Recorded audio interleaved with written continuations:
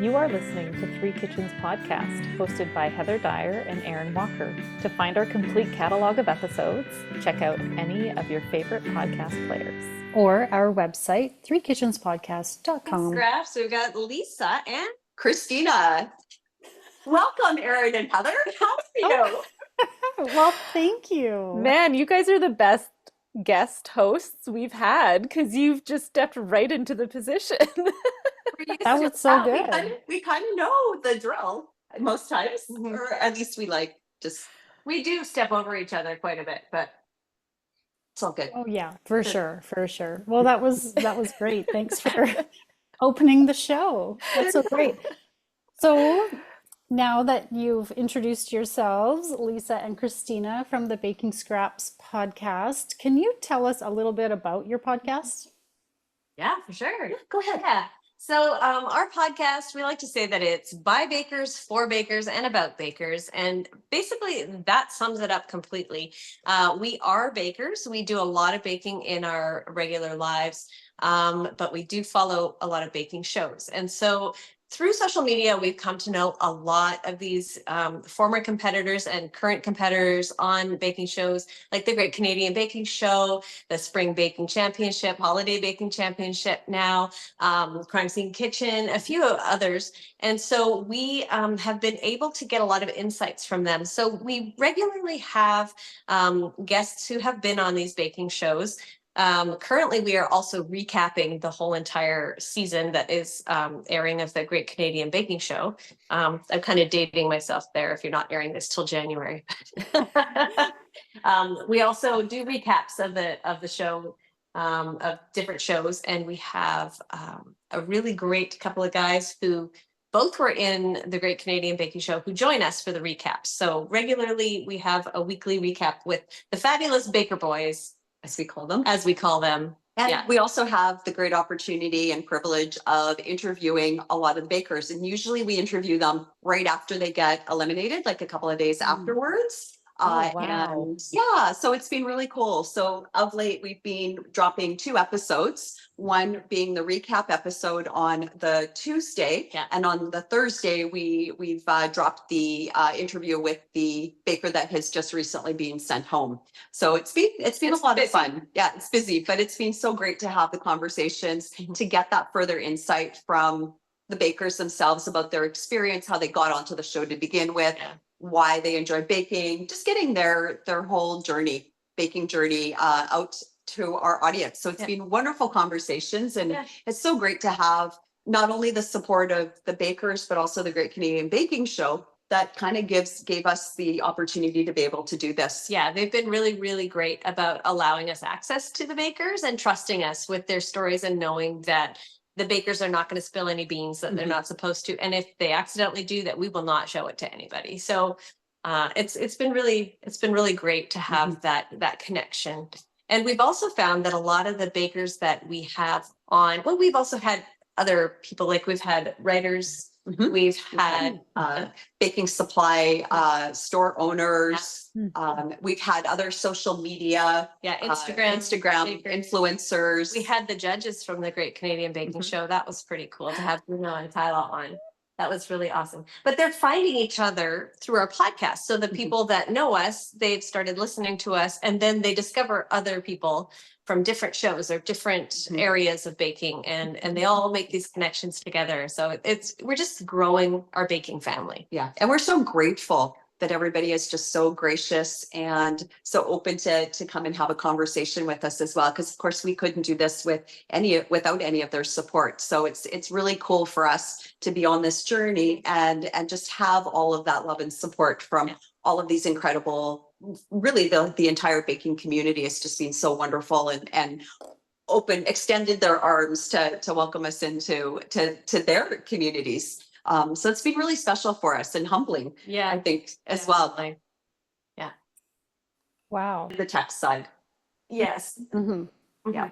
Yeah. Oh, I love this. I love that you've taken something that you're so passionate about and then found your own avenue to do it on, right? Like, and created this and creating your community of people around you that support you. And yeah, that's fantastic. That's That's the type of things we're here for in the food world.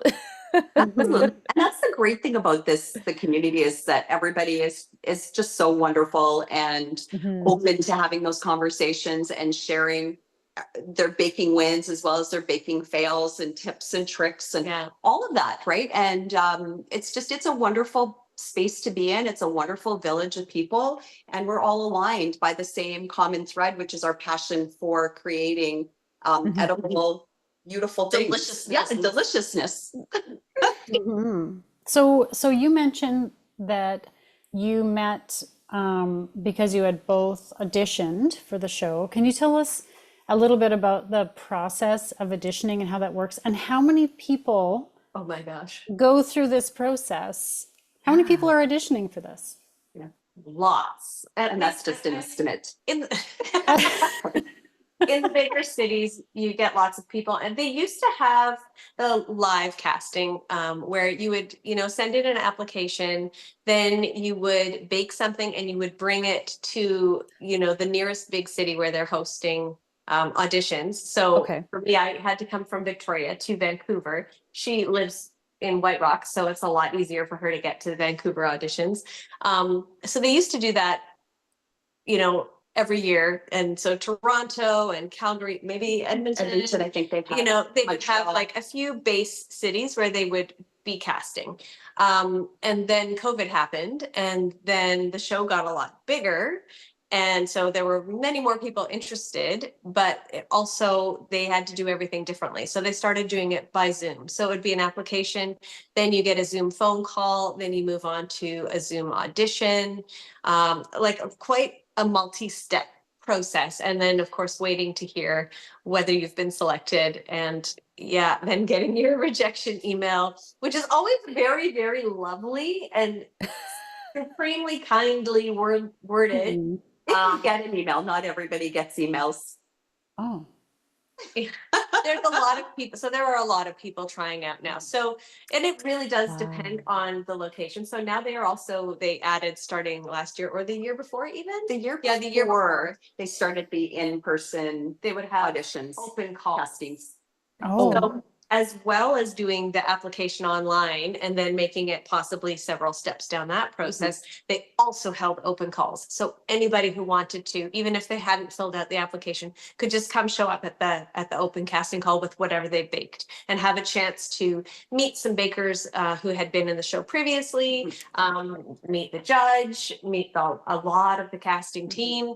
And so that we went together. Well, we had already met in person by this point, but we both went to that in Vancouver this year. They didn't have one in Vancouver last year. No, they didn't. So, but this year in January, they had one in Vancouver. So we both went to that. Thankfully, we showed up early because there were a lot of people. I was the at first the one Vancouver to be one. judged.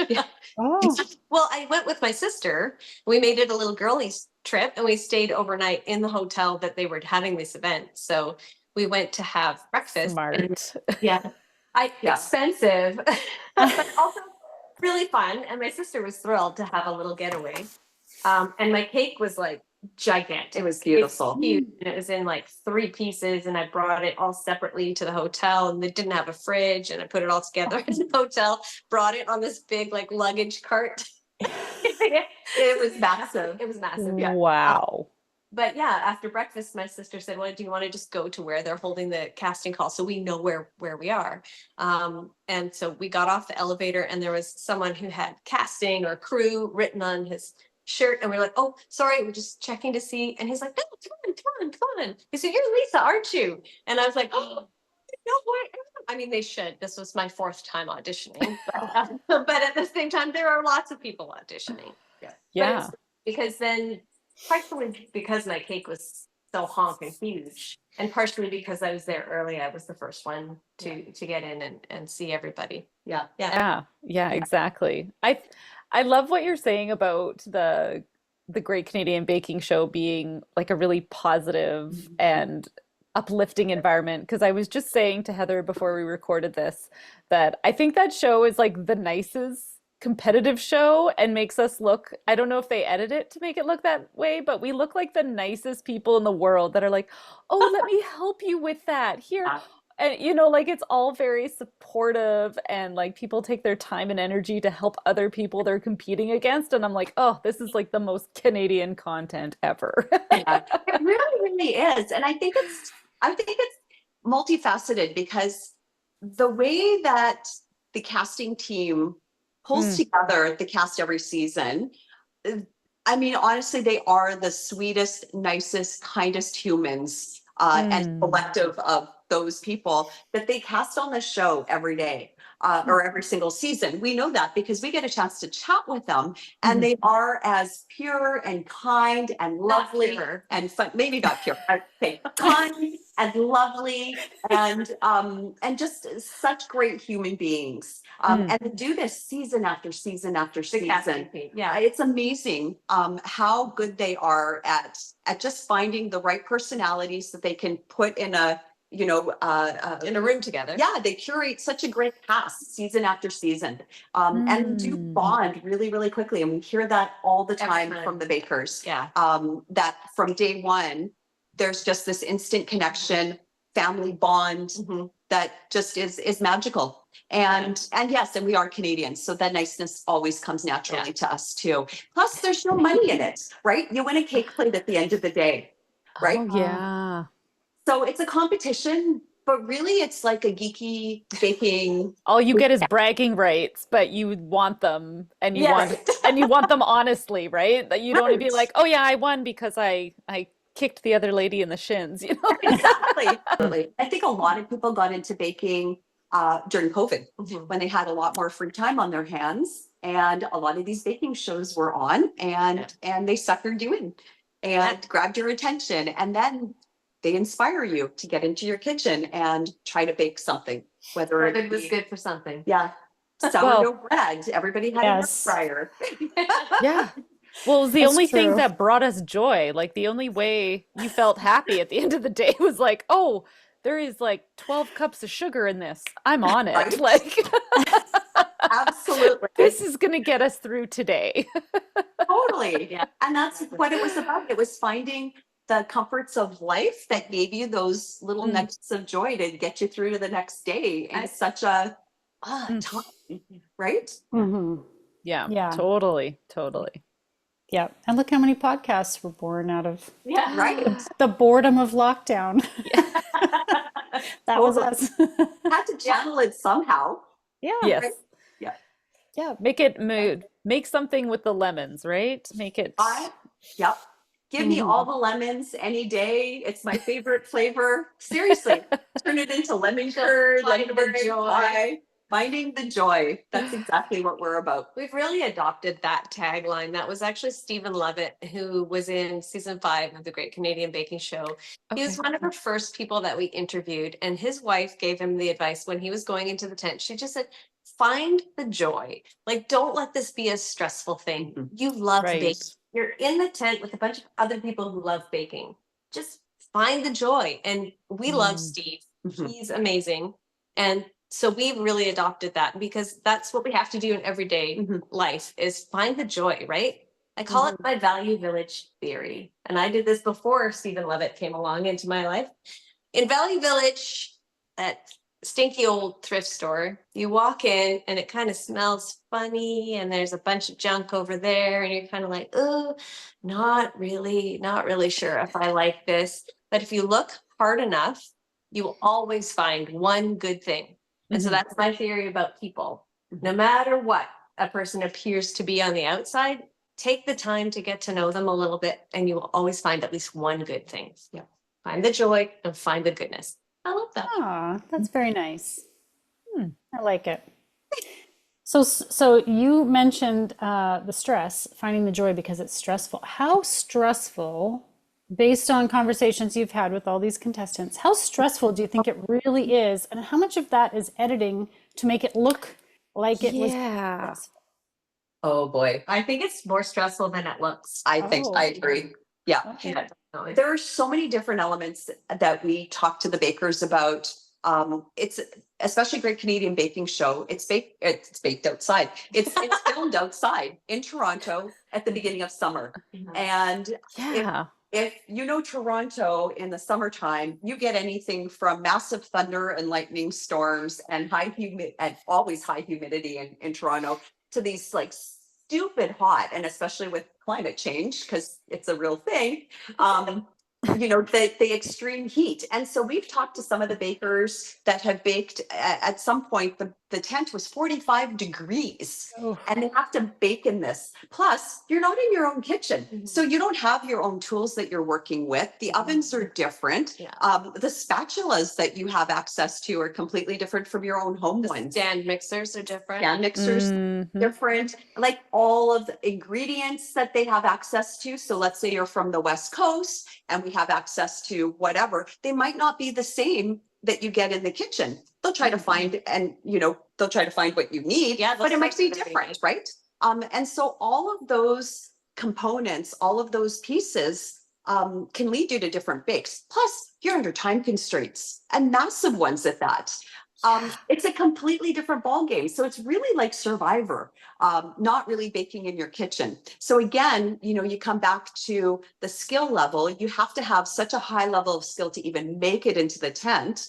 And if things go sideways in the tent, it's not because you're a bad baker. It's just because one of those elements just went against you. And it could be any number of them. So yeah, I think they edit it to make it look, I think, probably better than it actually is. It's probably more scary than they actually show us in there. That's great. That's crazy. Because I always think like, oh, it can't be quite that, where people are like looking frantic and they're sort of rushing and I mean, if you think about the things that they have to bake, some of these showstopper bakes, right? Like a 3-tier cake in 4 hours and completely decorated and beautiful, like that's a lot. That's a 3-day process for most bakers. You got to take into account the cooling time, because you can't start putting decorations on anything or filling anything if your cakes are still hot. So you got to get it in there, get it out of the oven, get it cooled down before you can even start working it into something, right? So and I always have that question too around like some of the more like bread doughs or yeast doughs where when I make a lot of these things at home, if I do bake them, it's like overnight, 4 hours. Like, how do you train yourself to produce that so fast, right? Like that one always kind of boggles me. Yeah, I think the thing that we don't see is that even ahead of the 5 or 6 week shooting schedule, there's like, we started doing our auditions in January, starting the application in January, February, and then you find out you're on the show, and then they're not filming until usually mid-May, end of May, something like that. That basically the 6 weeks before you go on the show, you're given the briefs for at least the first half of the season, maybe the full season, and you have to practice them. You have to create your own recipes. You have to submit them to culinary. They have to approve them. They have to get pictures of your practice bakes for every single one of those bakes, right? And that's 20, well, not 24 because we're not counting the technical, but 16. 16 bakes that you essentially have to have practiced, like develop the recipes for practice. Yeah. And so that is a huge process. So I think we don't realize how much that they're putting into this. Yeah. It's definitely a huge commitment and a lot of work in the lead up. The being in the tent is probably the tip of the iceberg. Everything else is like all the prep work, everything that leads into that. I feel like in the most recent, was it the most recent episode or the one before where they made the focaccia in this recipe? And they had their own sourdough starters with them. And I was like, what if you did something to it? Like, what if it blows up on, like what if you've killed it, or what if you've done, like the amount of faith that you're putting into something like that is like, oh my gosh. Anxious. Absolutely. I was anxious when I saw that. I was like, oh. Well, I think one of the key learnings we've gotten from a lot of other bakers is know that things are going to go wrong, and being able to pivot, and maybe have a backup plan or 4, just in case something's going to go wrong, because inevitably something will. So it's really about staying calm and just go through the process of fixing it. And because you have to get something on that plate You have to show the present judges something. Yeah. So yeah. And sometimes, happy accidents can happen even in those situations that, maybe you have to be good with it. You just have to go with the flow. Yeah. And It's not the end of the world. Yeah. It's not the end of the world if something goes wrong, Yeah. But if you can get something on that plate, that's the most important thing. Their technical challenge from last week, so it was Arts and Crafts Week. Right. Their technical challenge, the origami entremet. Did you see it? I did it. Oh, It did was you? ridiculous. It was the first technical challenge that I have, because I've done every single one from season 4 onward. I've done every single bake. And this is the first time I was like, maybe I won't do this technical challenge. It was insane. So many components. It was crazy. So I don't know how many hours did they have to do that? I think 2.5. It was It was a short amount of time. I remember being like, did I hear that right? Right. So the instructions from the CBC's website that actually give the full recipe, you build your little entremet and then you put it in the freezer for 4 hours or more, it says. Overnight, ideally. Overnight, ideally. I'm like, okay, I don't have dry ice. I can't make this go faster, No. It took me about 12 hours to make that total, right? Just because of the setting time and everything. And even just folding the piece, like I got my husband to print out the what do you call it? The template for the origami on cardstock, which took him about 2 hours to figure out the printer for some reason. And then, folding it and then figuring out how to apply it with confidence to the entree. Yes. Crazy. But it looked like something when I was done. So that was it looked gorgeous. You did a great job on it. tasted good. That's the thing. At the end of the day, all these things taste good, but to make them look pretty and to have them turn out with sort of like what their expectations are, it blows my mind. I agree. Some of the bakers, just incredible works of art. They really, really are. Yeah. And considering the time constraints, Yeah, blows my mind every time. Yeah. What they actually are able to create in that kitchen and under such crazy circumstances. Well, and Kyla, the judges, they said they've never had an empty plate when they've come back to judge the technical. There has never been a time when every baker has not completed the technical. That is mind blowing to me. Yeah. wow. Yeah. Because like you said, they've got to put out something, even if it's not quite right. That's true. Exactly. Sometimes they're not 100%. But generally, they're there. Generally, they're pretty good. And considering on the technical bake, they don't actually have any pictures of what the end product is supposed to look like. Yeah. Which that is crazy when you think about it. And for people like me, who's a very visual learner, that would be the biggest challenge, is to kind of go, okay, well, what is whatever that is supposed to even look like?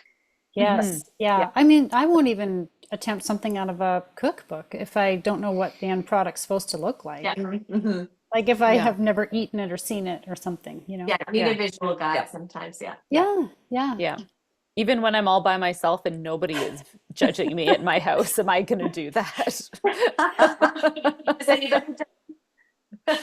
I'd like to know, what is the most challenging baking recipe, project, assignment you personally, you each have taken on that maybe was like the big scary one, and how did it go? I mean, that entremet was scary, but that was self-assigned, which is ridiculous. Why don't I do that to myself? What do you think? Can you think of something for yourself? For me? It was like a big challenge. I think the biggest challenge for me, my son got married. My son and his my daughter-in-law got married about 1.5 years ago, and I baked their wedding cake and all the desserts for the wedding, which was a very, very big task, and and very emotional, right? When it's our only son, and it was just a really special thing to be able to do. And part of that bake is we had people with all sorts of dietary requirements. We had vegans at the wedding. We had people who had celiac disease, and everything in between, dairy allergies. So we had to, I really had to make sure that we had things for everybody. And when I say things, I wanted to make sure everybody had at least 3 different desserts that they could actually eat. So it was a good challenge, but it was wonderful to be able to do that for my son and his wife, and it was it was great. But it was 2 weeks of solid baking and getting everything organized and having another freezer brought into our condo so I can store it all in. Wow. Full freezer, because it's a freezer that can turn into a fridge and back again. I just think that is amazing. What? Oh, That's Very good. Yeah, It's perfect. I had never heard of it before, but I love it. that's My fridge really freezer smart. is like that. The Yeah. bottom part of my fridge. And it has 2 sides, so you can have one side be a fridge, the other be the freezer, or both sides be a fridge, or both sides be a freezer. It's It's always perfect. freezer because Is we he- just shove it fullest. Yeah, exactly. Yeah. Exactly. Yeah. For me, I'm gonna say, I wouldn't think that I can't say that it was like challenging, except for the fact that it was so important to me to get it right. And it was for a 50th anniversary cake for the parents of a friend of mine that I work with. And they had this, very kitschy cake with all the banners and swags and stuff. And it was Oh. square, and it was 3 tiers and on pillars and everything. And she asked if I could reproduce that for their anniversary, and she wore her wedding dress and cut Oh. the anniversary. Yeah, and so getting that right, making sure that it was a good tasting cake, but still was a good representation of what they had 50 years ago. Oh, I was obsessing over that, You were. wasn't I? Yeah, I was so excited when it turned out to look It's gorgeous. as I had imagined it to look, and then to put the 2 pictures side by side, 50 years apart. It was really emotional for me, and it made me super happy. So yeah, that was an important one. Not really terrifying, but No. important. And I think Yeah. that's probably part of it. I think when you have that emotion and the bake means so much more, I think there's just so much more that you invest and are so very much aware of everything and freaked out about you making sure that it is perfect, Yeah. more than trying something like the origami cake maybe. Which Because I could have thrown that in the garbage if it didn't Right. go well. it didn't Yeah. matter. So exactly, right? Like if it had gone sideways, there wouldn't have been an implication. If you're baking for somebody, you have less room for error, I guess. Mm. Yeah, Thanks. interesting that both of those were wedding cake. There's Right? so much, That's a big task to take on wedding cake because it's very important to people. Absolutely. definitely. Yeah, you know how much emotion isn't surrounding the whole entire event, and they want everything to be right. And the brides, of course, are stressing out about a million other things. You want to be able to give them their dream cake. Mhm. And Mm. yeah, I've had weddings when I deliver the cake, and one of them when the tears slid against the side of the box, and my son was with me because he helped me deliver it, and I was stacking it and panicking, and I had brought a repair kit, so I had extra icing and everything, but it was so hot and the Mhm. icing was melting, and I was stressing, and my beautiful son was just like, "Mom, you got this. Take a breath. Count Aw. to 10, you'll be okay." So he got me through that. But then all night, I went home. I wasn't at that wedding. I was at home sitting there for hours just waiting. Did the cake melt away off? Did they eat it? Did they like it? And it was all gluten free too. So you want to make sure that, did they like the taste? Could they tell it was gluten free? And Yeah. you just spend a lot more hours worrying about the cake sometimes than it took to make it. Totally. Yeah. And the transportation is the worst part of making a wedding cake. Yeah. Absolutely, bar none. Making the cake, Yeah.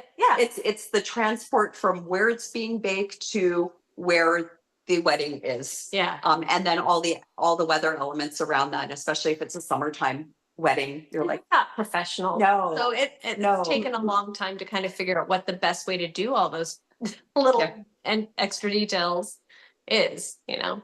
Yeah. Okay, so what about fails? Have you had something fail spectacularly? Oh, never. Never? Never No. have baking Oh. fails. We're perfect bakers, right? We have a whole segment on our social media about baking fails. We call them the baking craps. So absolutely. I've seen that. I love the play on the name. Got me laughing. Yeah. Awesome.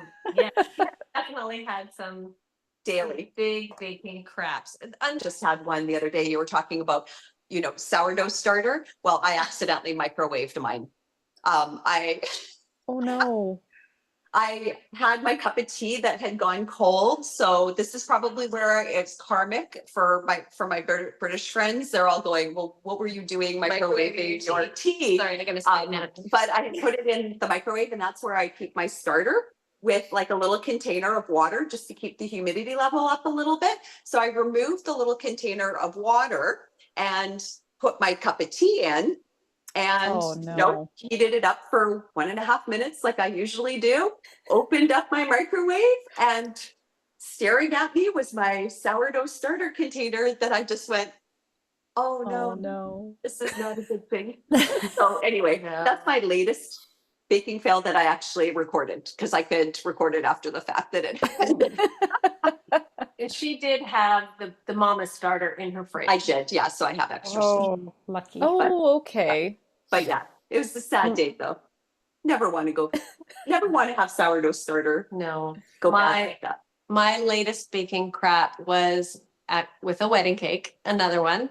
One of my coworkers got married, and she had asked me to make her cake, and it was big. Like, we're talking, the bottom tier was 12 inches, then a 9 inches, then a 6 inches, and 3 different flavors. And the top tier had to be all dairy free and gluten free, and then you had to make sure that the the middle tier also had dairy free frosting on it to make sure that it didn't touch the, contaminate the dairy free, gluten free.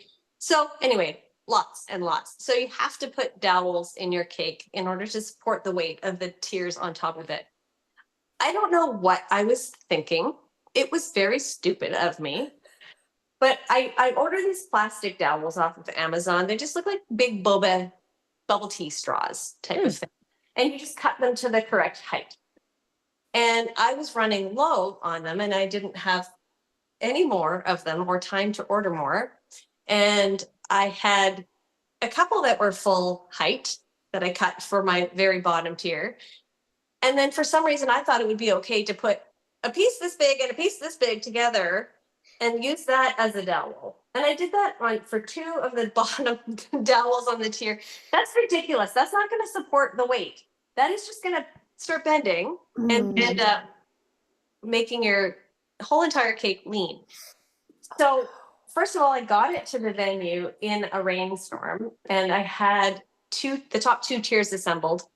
In the rainstorm, my very soft dairy-free frosting got smudged against the side of the box. That's okay. I got it. No problem. I slipped and slid my way there, fixed the top tier, set it all up, and I was like, it kind of looks like it's leaning. Why is it leaning a little bit? And I was like, it's going to be fine. It's just because I had that little bit of a mishap in the car, left it fretted for a little while, as you do when you deliver a wedding cake.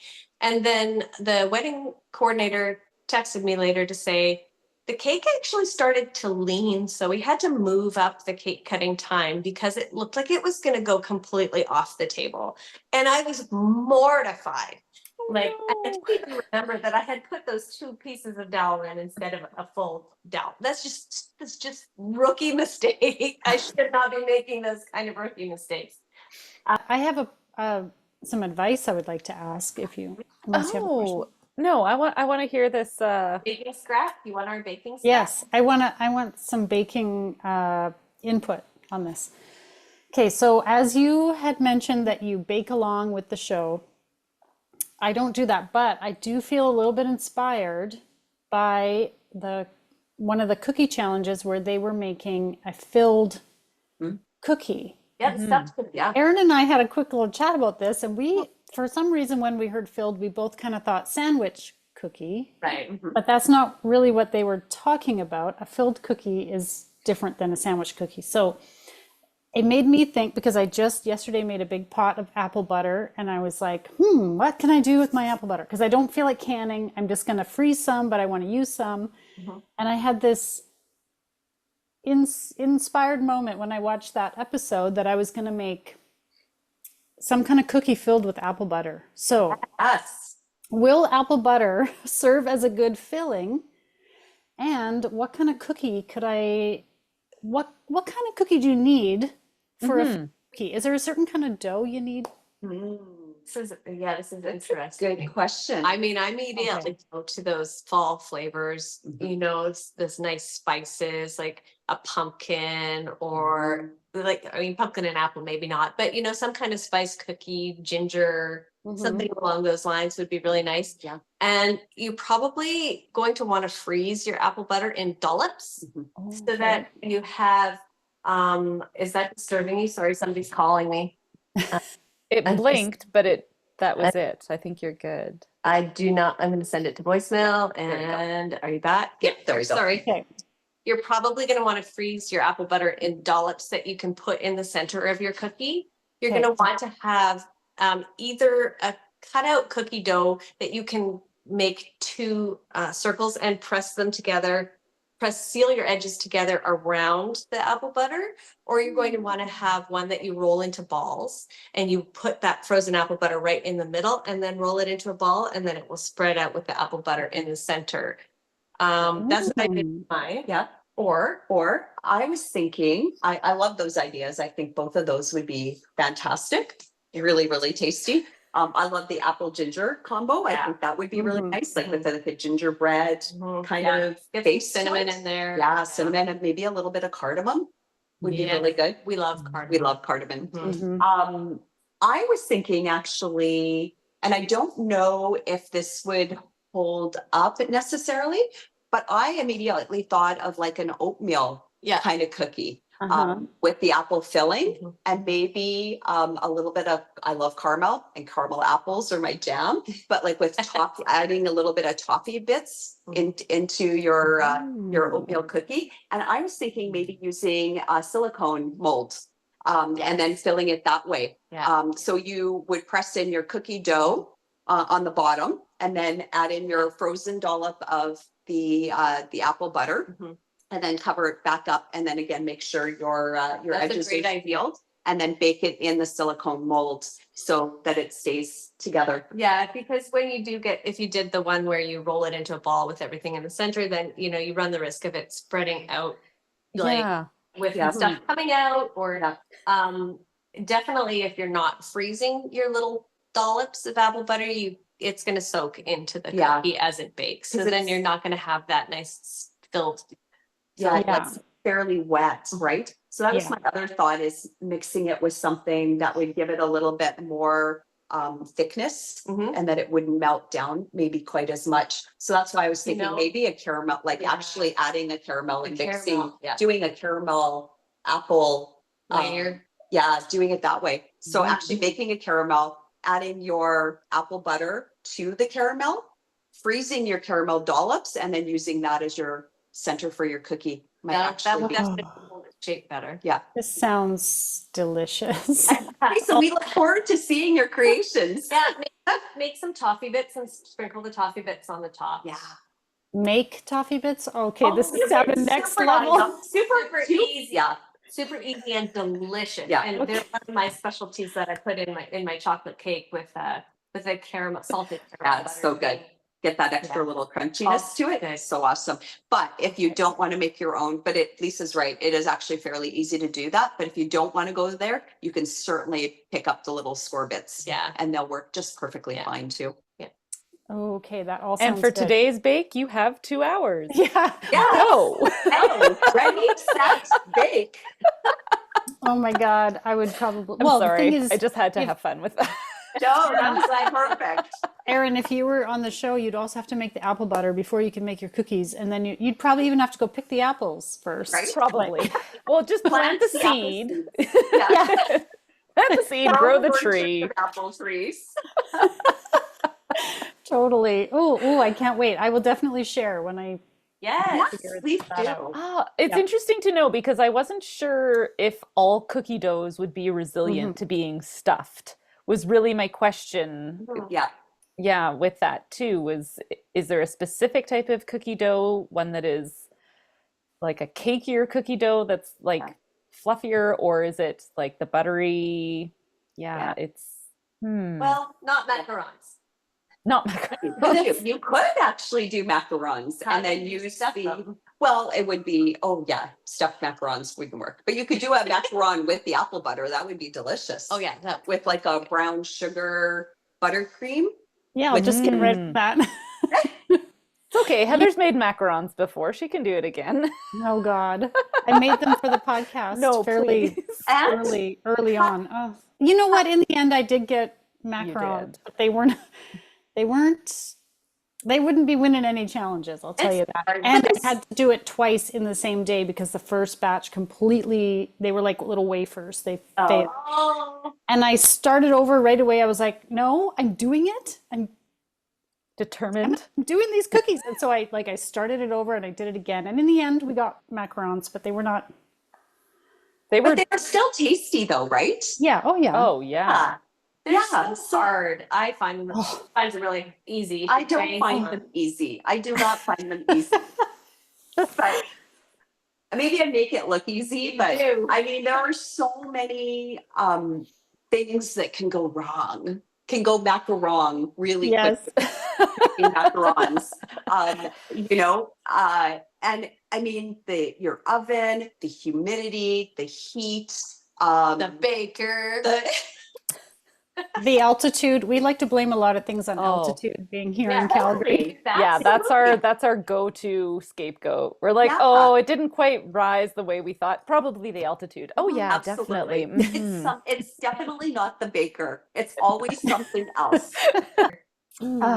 Okay, so Heather came up with this great little idea to wrap things up at the end called Bake It or Buy It.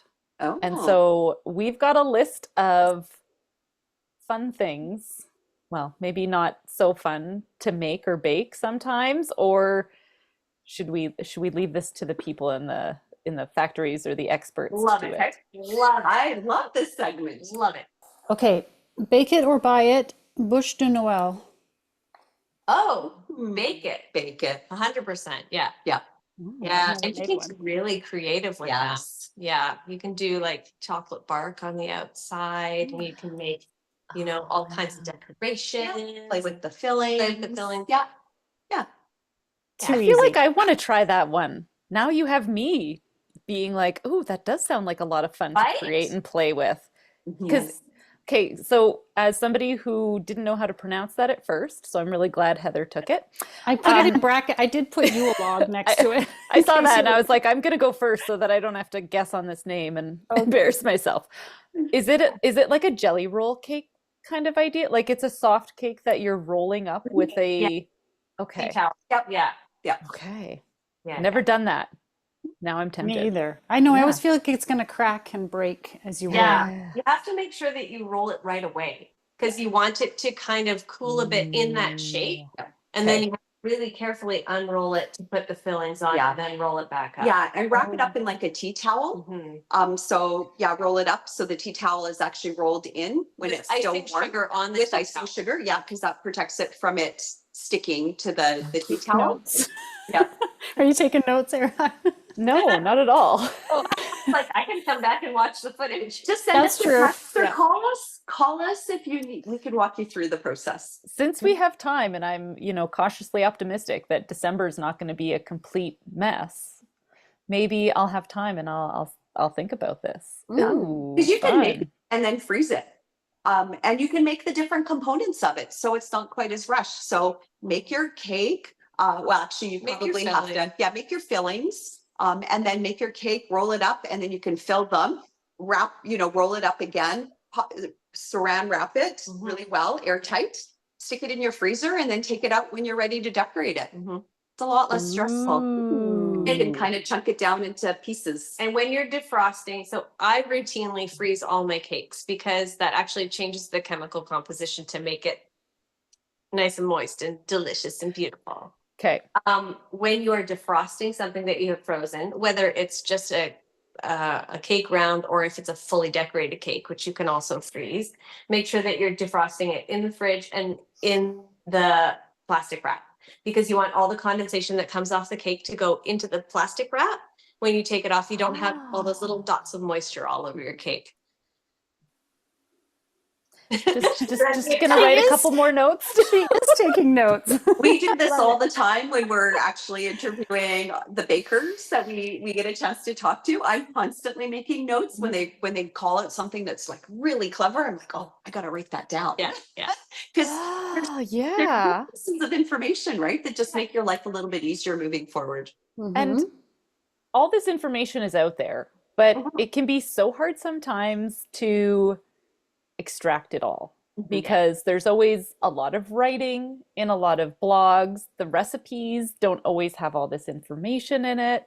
So I feel like these conversations are beautiful for learning. That's what I love about the food podcast thing, because lots of people are, oh, well, don't you have to see what they're making or whatever? It's these conversations and these little like tidbits of wisdom that I just love it. Love it. We have some of the best parts for sure. Okay. Bake it or buy it. Puff pastry. Always bake it. I've never bought puff pastry ever. I think it depends. So Okay. if I have the time, I will make it and bake it.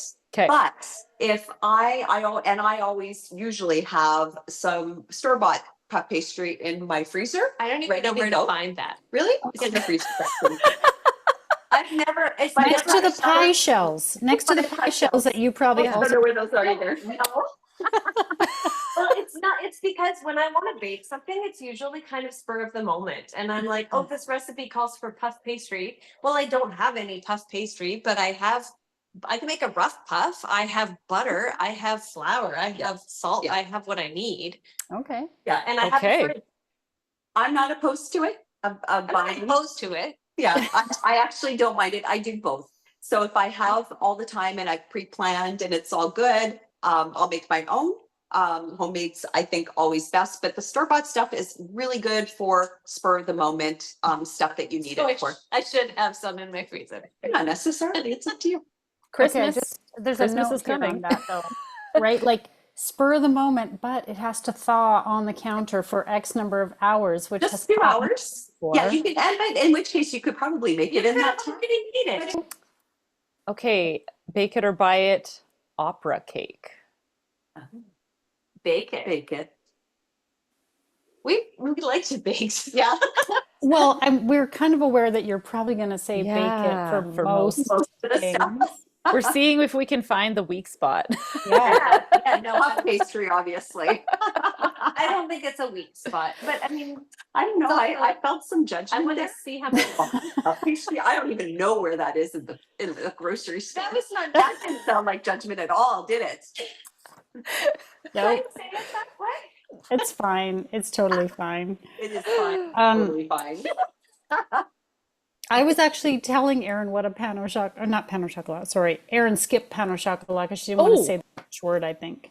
But she, just kidding, Erin. I'm just bad at reading, okay, Heather? Judge me for my reading skills, not my friend. You know, when I do that all the time in ours too, and I don't want to pronounce something that we're asking for our love it or leave it. I didn't realize that you were also doing. I put in opera cake because I particularly love opera cake. So I was telling Erin kind of what it is, and I would just think that all those little layers would be so tricky to get just right and even. Yeah. Yeah, I think you're right. Rulers, good measuring skills, sharp knives or sharp cutting utensil. Yeah. Yeah. Yeah. Yeah. It's definitely precision, right? And a lot of those classic like French bakes are all about that precision. opera cake being very similar to that, Yeah. right? Yeah. It's so pretty. It's You know. so pretty. I mean, the good thing about opera cake is you can cut off the sides when you're done. Yeah, So it that's doesn't true. have to be, you're supposed to cut off the sides. So it doesn't necessarily need to be perfection Yeah. when you first layer it all together. And then you want to make sure that what you're putting in between the layers is just robust enough that you have, you know, some And will be definition. stable enough so that it won't. So when you cut it, it doesn't lean. So don't put a dowel in it or Oh, it's too small for dowels, right? It's like a Yeah. small loaf size no type for thing, right? dowels. You're not putting anything on top of it aside from the ganache. Is it ganache? The ganache on top, And then yeah. the opera. Oh, you got it right. Ah. And then what I would great probably bakings- screw up. My penmanship would be all over the place. I practiced before I actually put on the cake. Yeah. So like for a sucker torch or something like that, I'll always, or somebody, like if I'm doing a happy birthday or something like that, I always, do a couple of practice rounds before I actually put it on the cake. That makes sense. I like to do it in chocolate on a parchment and then just lift it off and put it on top of the cake. Oh, that's smarter. Then you can do it like 6 times and be like, And I pick like the best one. better. Yeah. Good tip. Yes. Good tip. You. Okay, why don't we finish up with bake it or buy it? Oh no, I'm gonna say it wrong, aren't I? Phyllo pastry? Street? Okay. Buy it. Buy it. Buy it. Okay, Erin, do you have a comment on that one? I made it once and it was so easy to make. Yeah, Really? I've made Yeah. it. I mean, But it's the stretching and or the it's the But it's the thinness that Yeah. I get bored. I have no patience for that. I made it in a way that you could do all the sheets at once. So you're not rolling out each one individually. They were all stacked and then they just had like a,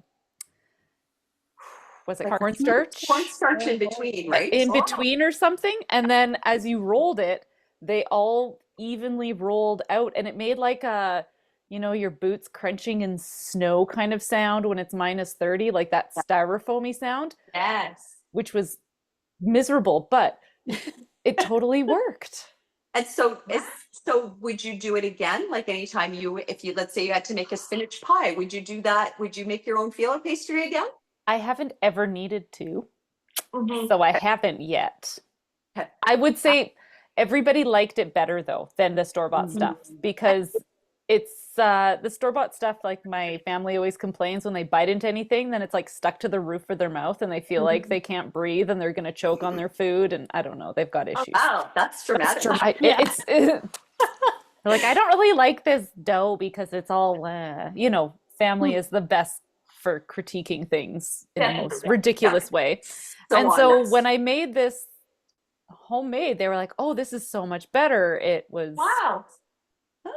somehow better. So Yeah. I mean, I would love to try it again, I guess. you don't have to do each one individually. That's the best part, is the stacking and Yeah. rolling. And Yeah. that's the kind of Yeah. tip that makes me more interested in trying it. Yeah. So thank Woohoo. Yeah. Oh boy, this has been a real pleasure. So nice to meet you both and to chat about baking show phenomenon, and why we're all so obsessed with watching baking competitions. It's because they're so darn nice. Yeah, it feels like home. Comforting. Yes. Yeah. Say that it feels like home when you're watching it. You just feel like you're invested in the bakers, you're invested in the outcome, you're interested in what they're doing and wanting to try it yourself. It's cozy all around. Yeah. Speaking of which, it's on very soon. So Oh, And I think the other part of it is I think it actually does inspire people, and it's pretty. Like you have Yeah. the things that people are able to create are just so, they're beautiful expressions of who they are as bakers, and it really shows. And you see, and especially when there's a story behind why they've baked what they've baked, and when you get that end of it where they've presented this absolutely stunning creation in a crazy amount of time, it's awe-inspiring, I Yeah. think. And it's so wholesome, like you said, right? Yeah. such kindness, and especially Great Canadian Baking Show where everybody's so nice. It's so Canadiana, and it transcends generations. So it's something that you can watch with your kids. It's something that you can watch with your friends. It's something that you can watch with your parents and grandparents. You know, everybody kind of enjoys it all. Yeah. So it's really fun. Well, as we wrap this up, can you remind our listeners where they can find your podcast and all of your socials? Yes, you can listen to us on any streaming service. We are on Spotify, iHeartRadio, Apple Podcasts, etc. So check your streaming platform and see if it's there under Baking Scraps. We also have the video versions on our YouTube channel, which is just the Baking Scraps. Very, very easy to find.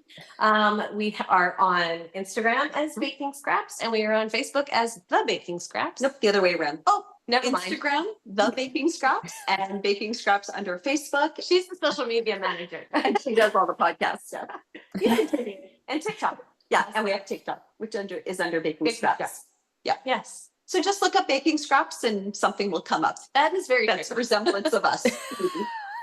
And we will put the links to all those things in our show notes. So scroll on down and click and find these lovely ladies and all their guests talking about baking. Yeah. Okay. Awesome. Awesome. Thank you so much for joining us. Thank you. It's been such a pleasure speaking with you both. And yeah, happy baking to you. Happy baking. Thank you. And now for the fine print. Links to recipes and other things we talked about in this episode can be found in the show notes or on our website, www.threekitchenspodcast.com. Come say hello on Instagram, Facebook, Threads, YouTube, and TikTok. We'd love to connect. And if you enjoy the show, pass it on. Word of mouth is the #1 way people learn about new podcasts. Thank you so much for listening.